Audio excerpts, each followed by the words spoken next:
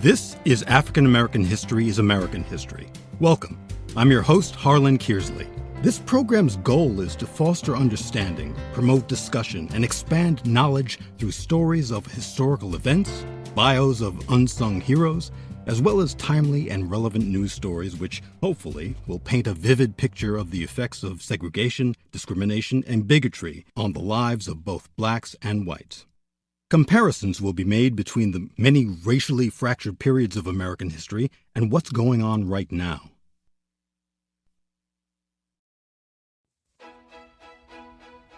Vermont has long been known for its independence. Before it became our 14th state, the people of Vermont were not all that excited about joining this new United States. But they also had no desire to remain a part of the British Crown. Vermonters loved being independent and made that clear to the other colonies, especially when it came to slavery.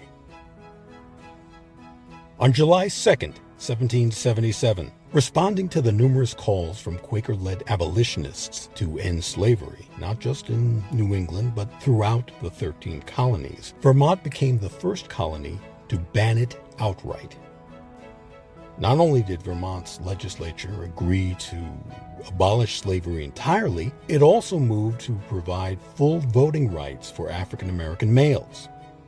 Earlier, in 1774, New England area colonies, Rhode Island and Connecticut, had outlawed overseas slave importation, but still allowed inter-colony slave trade. On November 25th, 1858, Vermont ratified an even stronger anti-slavery law into its constitution. The Freedom Act of 1858 declared that any slave brought into Vermont was free. However, this did little to end the disdain and cruelty with which Black Americans were treated in the North. Each state had their own legal restrictions in place, making it difficult to damn near impossible for free blacks to find good work, own property, or even remain in the state.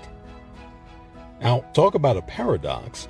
Rhode Island, while legally ending slave importation from overseas, continued to have the highest number of slave auctions in the New England states. Additionally, Rhode Island's laws governing the treatment of African Americans, free or slave, were constantly being revised and updated and were among the harshest in the colonies. If free blacks associated with slaves, both could be whipped. Anyone giving an African American a cup of hard cider was leveled with a heavy fine, whipped, or both. Chapter 1 of the Constitution, titled A Declaration of the Rights of the Inhabitants of the State of Vermont, said, quote, "No male person born in this country or brought from overseas ought to be holden by law to serve any person as a servant, slave, or apprentice after he arrives to the age of 21 years, nor female in the like manner after she arrives to the age of 18 years, unless they are bound by their own consent, after they arrive to such age or bound by law for the payment of debts, damages, fines, costs, or the like." Now, just to be clear, Vermont's July 1777 declaration to abolish slavery wasn't entirely an act of selfless compassion. While Vermont did set an independent tone from the 13 colonies, the declaration's wording was just vague enough to let Vermont's already established slavery practices continue.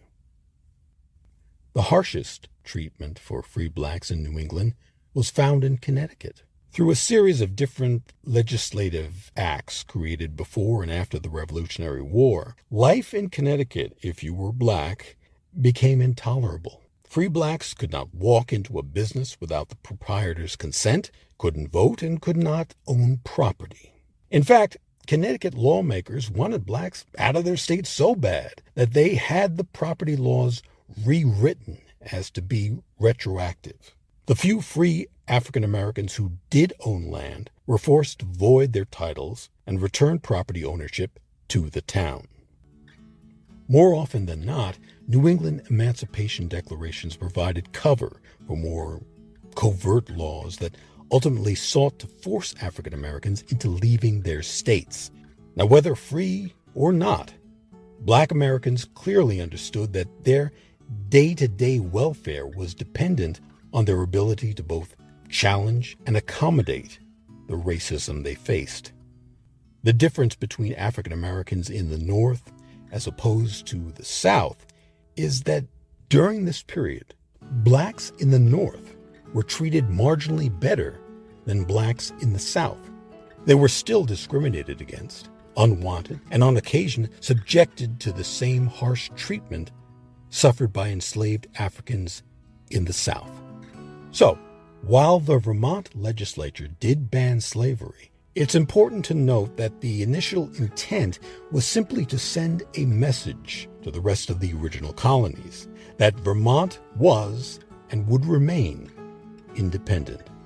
The lives of free Black men and women in Vermont and throughout New England remained harsh and very unfair, and would remain so for many years to come.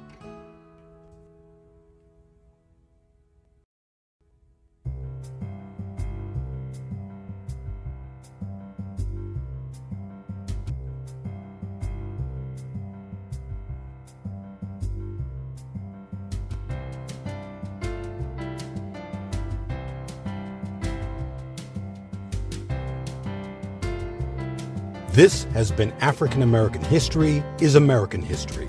The episode you've been listening to, Vermont, first of the 13 colonies to abolish slavery, was written and directed by Harlan Kearsley. I'm Harlan Kearsley. Thank you for listening. And if you haven't done so, please subscribe. As always, it's free, and once you do, you'll be notified as soon as new episodes are posted. Thanks again, and please, stay safe.